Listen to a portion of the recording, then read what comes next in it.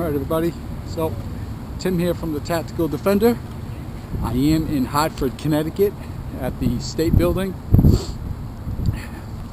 Brought a carload of people with me on our way to the gun rally, Second Amendment rights rally, to support, to show some Massachusetts support to Connecticut.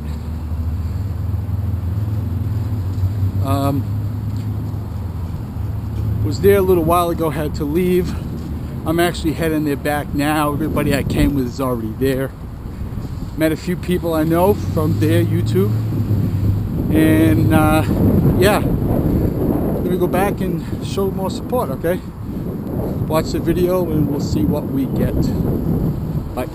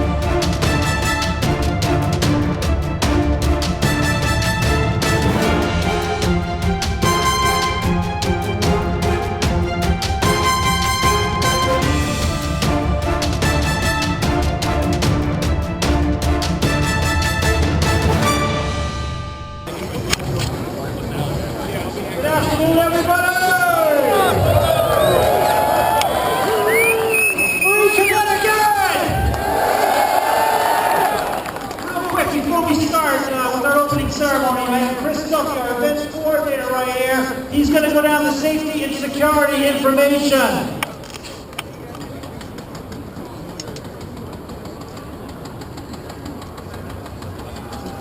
Now that you're all here, don't go in Bushel Park if you're armed. If you came that way, go back a different way. We've had a great run of rallies here at the Capitol. The Capitol Police has great people. We've never had a problem. This year's already shaping up to be exactly like all the other years. A great rally, a great day. We have some awesome speakers here. Remember, don't unholster your firearm. Muzzles up or down. Enjoy the day, everyone. Thank you for coming.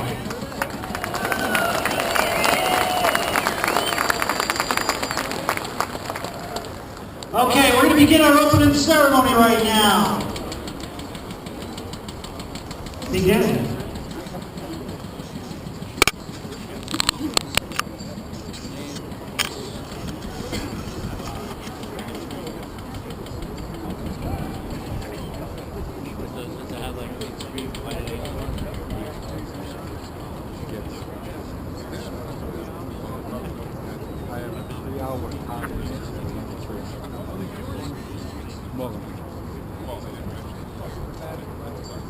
I have 3 back effects.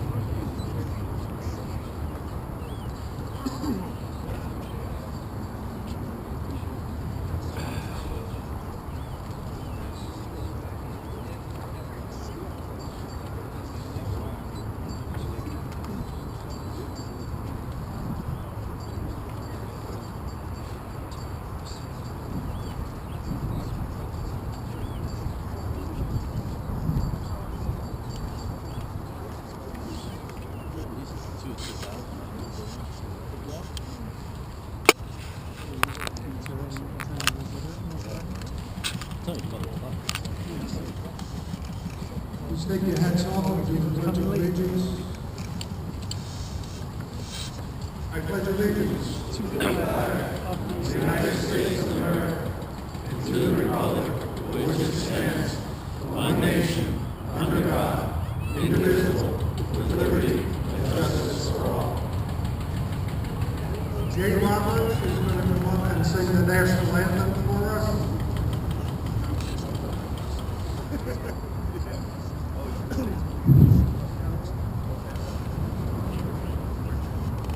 Oh, say, can you see by the dawn's early light what so proudly we hailed, and the twilight last gleam, whose broad stripes and bright stars through the perilous fight, o'er the ramparts we watched, were so gallantly streamed, and the rockets ran glare, the bombs bursting in air, gave proof through the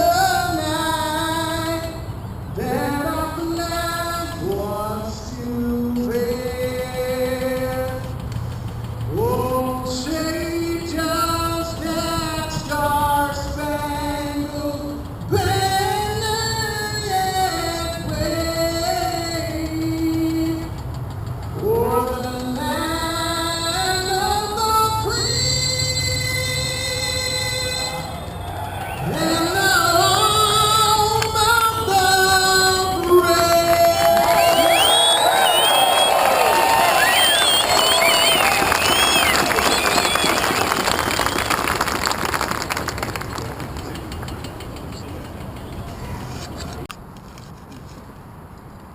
After I say honor, please state your full name.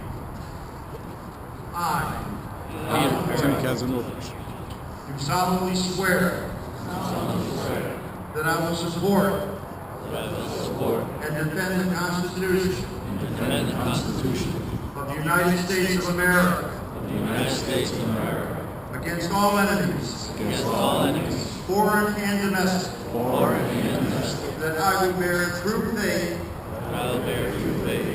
and allegiance to the same, that I take this obligation freely, without any mental reservation or purpose of evasion, pledging my life, my fortune, and my sacred honor. So help me God. So help me God.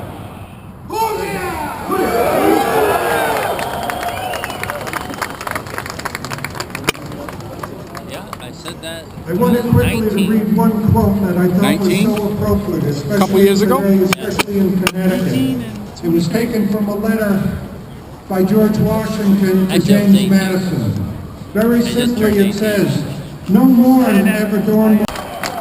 Thank you. I understand we have people from the West Virginia Citizens Defense League here. Mississippi Carry. Scope from upstate New York. New Hampshire. Massachusetts. Rhode Island. Vermont. New Jersey. All right. I know there's a lot of other states. I can't count them all. There's 57, right?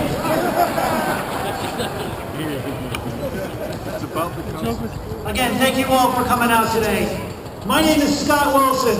I am the president of the Connecticut Citizens Defense League. I am proud to stand before all of you on this day. We are marking 1 year since the governor of this state essentially made the Second Amendment a privilege and not a right.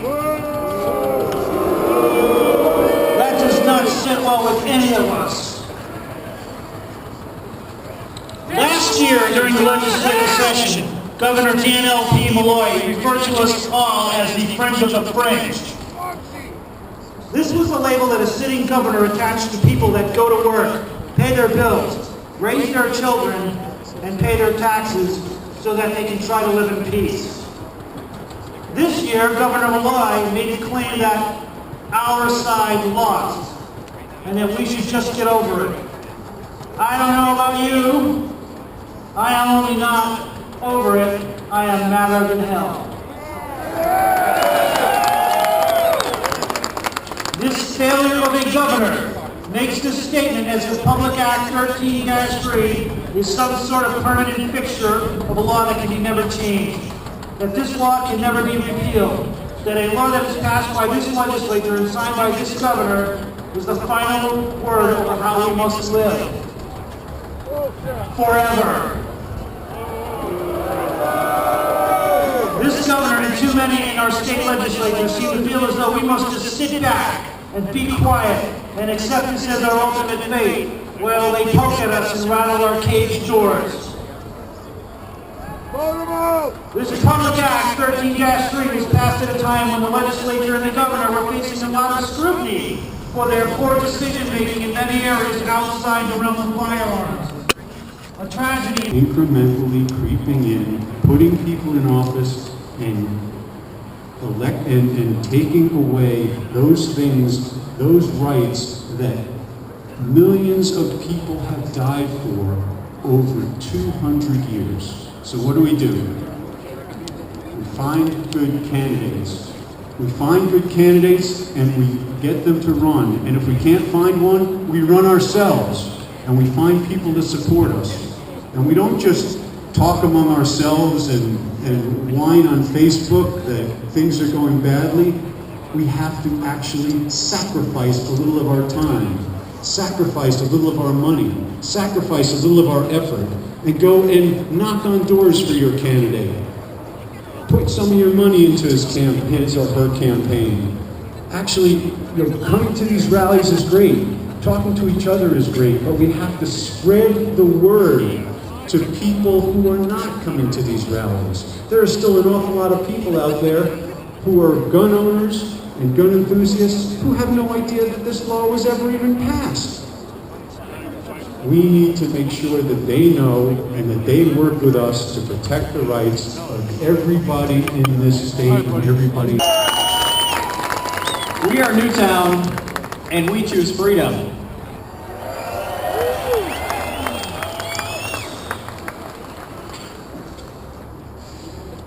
I was going to invite some of my friends from Newtown, but there's such a huge crowd here. I think maybe about like 20, 25, I think. Using my Chris Matthews glasses, there's about maybe 100 people here today. But as I said before, there's only there's a small fraction of the many Newtown residents that, like me, were certainly heartbroken over what happened in our town. But we strongly oppose the legislation that was signed by Daniel Malloy last year. And as we all know, it wasn't the AR-15 that killed 26 innocent people in my town. It was a mentally ill shooter who pulled the trigger, and this law does nothing to address that.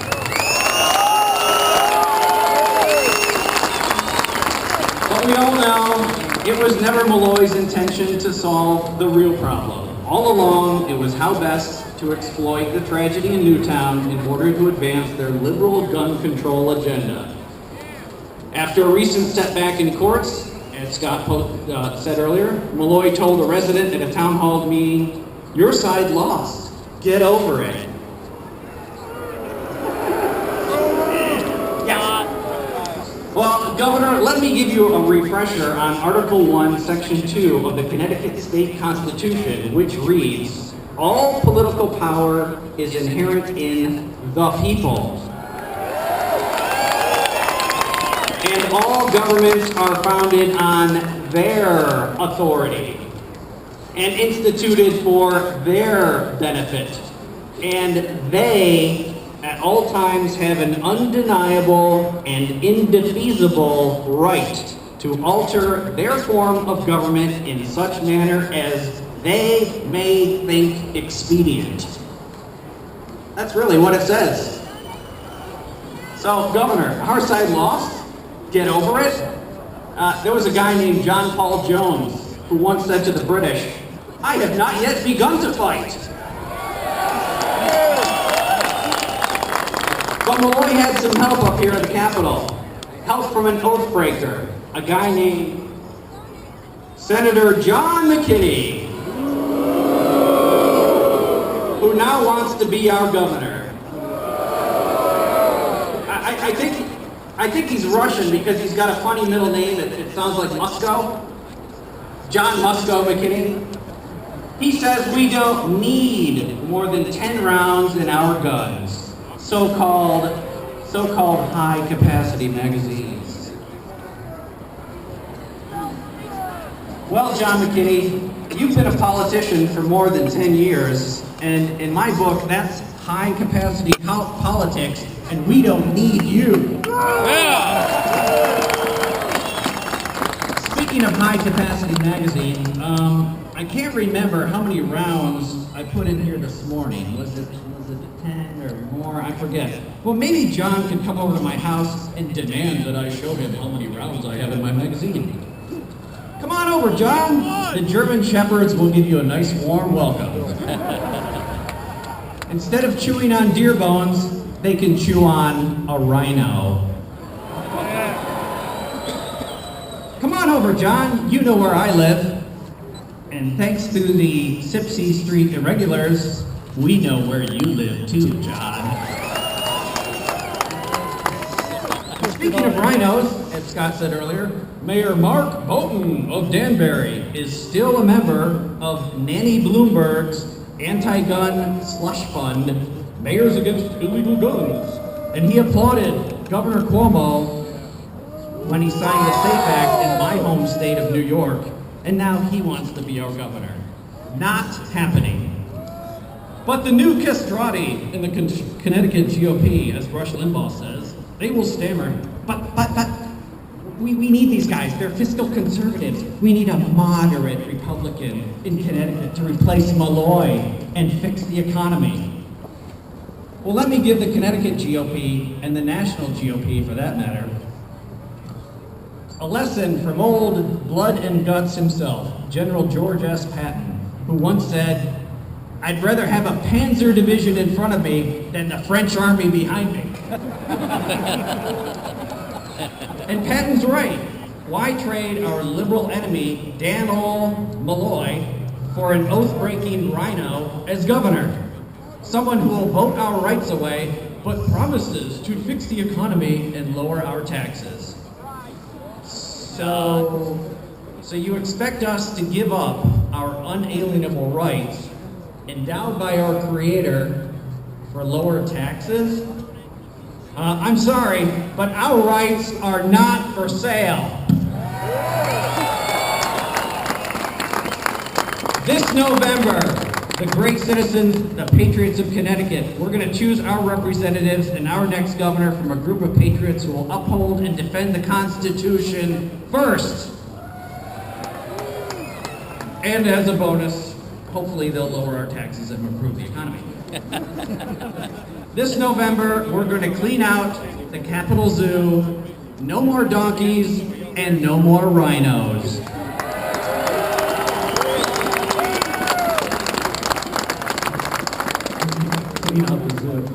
In closing, I have a question for you guys. How many of you have seen the movie 300? Yeah! All right. Remember that scene when Leonidas and his men, they just left Sparta and they're marching along the path, and they meet up with the Arcadians, and Leonidas asks what their profession is? And then afterwards, I'm going to ask you this question, and I want you to give me the same response. Let me ask you, Connecticut gun owners, what is your profession? Oh!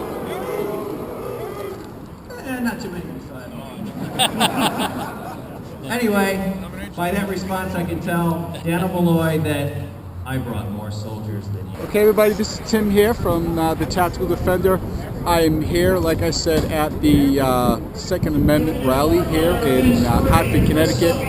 Walking around, trying to talk to people and introduce myself to people, get their take on the day and what these laws mean for them and how it's going to affect them and their families. Run into a good friend who's also a subscriber to my channel named Joe, and we're going to ask him a couple questions. Hi everybody, I'm Joseph DeLuca with One Gun Firearms. Tim, nice to meet you. Yes, yeah, you too. So Joe, now you own a shooting instruction company. Yep. how do these gun laws affect you and your business? Now, this is how you make your living, right? Yes, yeah. And you feed your family, you defend your family this way. How is these laws, unjust or not, which we know they are, unconstitutional, how do they affect you and your family? Well, what it is really these laws are limiting the types of firearms that people can own for self-defense. The AR-15 you can no longer get. Firearms, pistols with larger than 10-round magazines you can no longer get. So basically, you're allowed to carry a pistol with 10 rounds, and if there's 5 or 6 attackers, well, you know, you're going to run out of ammunition quickly. Your spare magazines can only have 10 rounds. So it does limit you in what you're allowed to use for defense. So I think these laws should be repealed. I think it should be the choice of an individual what they want to use to defend themselves, and not the government to tell us. Mm-hmm. Now, are these laws protecting children? These laws are not protecting children. None of these laws would change any of the tragedies that have happened. The most recent one at Fort Hood, the guy bought the gun legally, he had everything, the only thing he didn't do was register it with his commander. But still, it's not going to stop any of these tragedies. Yeah, I agree. And what does this mean to you today, this rally, the people that showed up to support? How do you feel about that? Well, I mean, as you can see, there are thousands of people here, and this just shows you that the public opinion is behind us as gun owners, not the politicians who are dictating what we can and cannot have. Yeah. Personally, leave it up to the individual. If they want to carry it, they want to own it, let them. Yeah. And we both know that children are no more safe with more gun laws. Actually, it's been proven that the more gun laws there are, the more crime there is. Right. Well, what you need to protect the children is education, safety, and knowledge. And that's one of the things that I bring to my students, is that I teach them how to safely handle a firearm, how to store one, with the responsibilities to even own one pertain. Yep. And I understand you're ex-military, right? Yeah, 16 years in the Army, National Guard, Army. All right, awesome. 1 combat deployment. Excellent. Thank you. Welcome. Thank you. And what are you carrying today? I'm carrying a Smith & Wesson M&P9 compact, right. 9mm, so yep. That's my carry gun. Unfortunately, I would carry my other gun, which is a 6-hour P250, but unfortunately, it has a 17-round magazine, and I would be a felon if I carried it. Which by owning it now, would be a felon with these new laws, yes. You are now a felon. Yes, I would be treated as a felon. And hopefully that will change. Anyway, is there any last thing you want to say to the people that are going to see this video about what's going on here and about you, your business? All I can say out to the subscribers around the country is get your permit, whether it's carry or concealed, take training, stay politically involved, because what's happening here in Connecticut can happen in your state just as quick. Fight for your rights, because these are rights, not privileges. So just get involved, get trained, and be able to defend yourself and your family. All right, okay. Can we let them hit hunters against sporting rifle shooters? No more can we allow shotgunners to be divided against pistol shooters. We must stand together.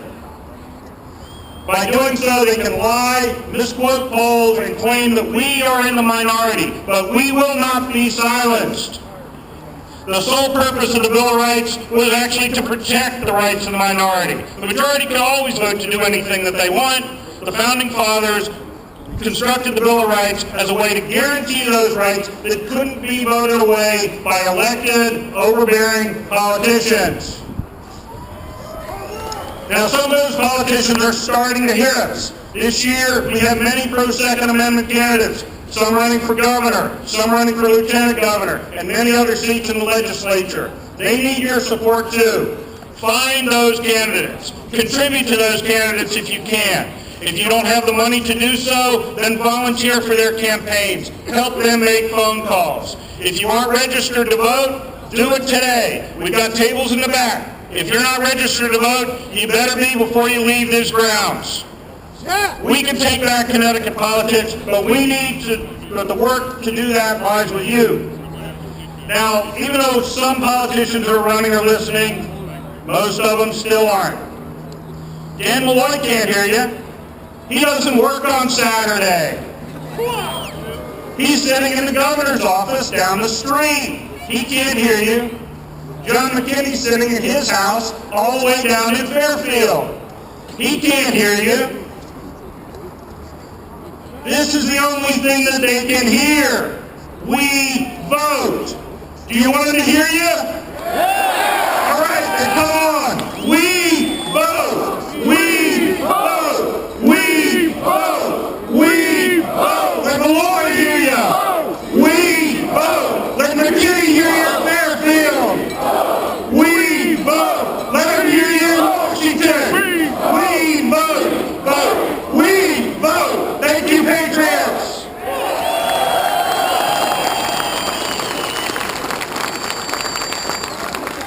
All right, well, thank you for sticking around and watching the rest of this video.